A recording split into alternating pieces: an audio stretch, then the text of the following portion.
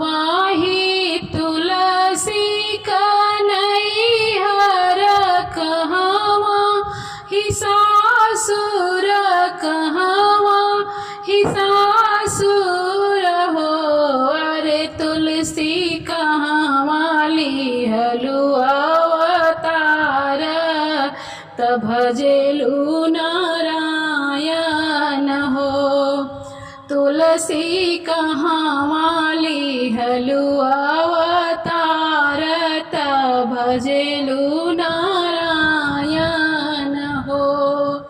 तुलसी कहवा लिहलु अवतार तब भजेलु नारायण हो।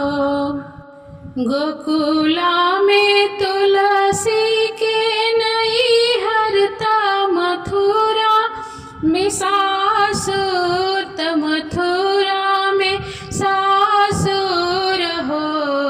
तुलसी कुरुक्षेत्र ले लिया अवतार तब भजेली नारायण हो। तुलसी कुरुक्षेत्र ले लिया अवतार तब भजेली नारायण हो। जो हम जनती की तुलसी हमारी सवती होइबू हो। जो हम जनती की तुलसी तू हमारी सवती होइबू हो। तुलसी जरिए से तुहाँ के उखड़ती त जमुना बहवती न हो। तुलसी जरिए से तुहाँ के उखड़ती त जमुना बहवती न हो। जऊ तिरिया जरिए से उखड़ तू जमुना में बहइबू न जमुना में बहइबू न हो। तिरिया होई जइबो काठे का नेवरवा तखेई है नारायण तखेई है नारायण हो। तखेई है नारायण हो। जऊ होइबू काठे का नेवरवा तखेली है नारायण तखेली है नारायण हो। तुलसी लोहवे कायरवा मंगाइब भटवा झुकाइब हो। तुलसी लोहवे कायरवा मंगाइब त भटवा झुकाइब हो। तिरिया जब तू लोहवे कायरवा चिरइबू त भटवा झुकाइबू न हो। तिरिया जब तू लोहवे कायरवा मंगइबू त भटवा झुकाइबू न हो। तिरिया होई जइबू मधुरी अग्निया तपिहे नारायण हो।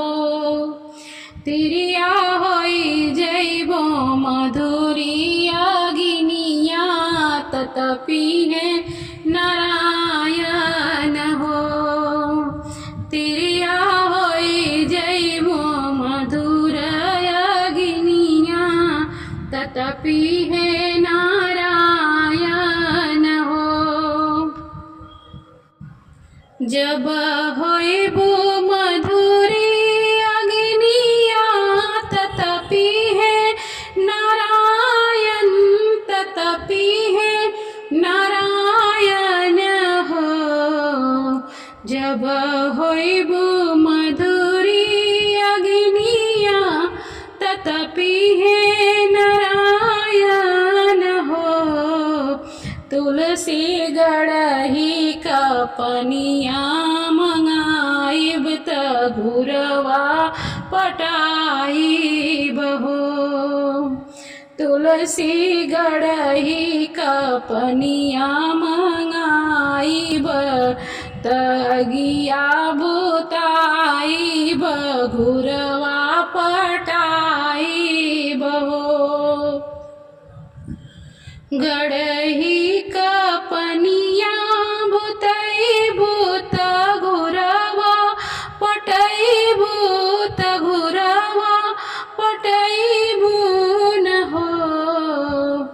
गढ़ही का पनिया बुताइबू त घुरवा पटाइबू त घुरवा पटाइबू न हो। तिरिया होई जइबो तुलसी का पेड़वा त चढ़ब नारायण सिर हो। तिरिया होई जइबो तुलसी का पेड़वा त चढ़बो नारायण सिर हो।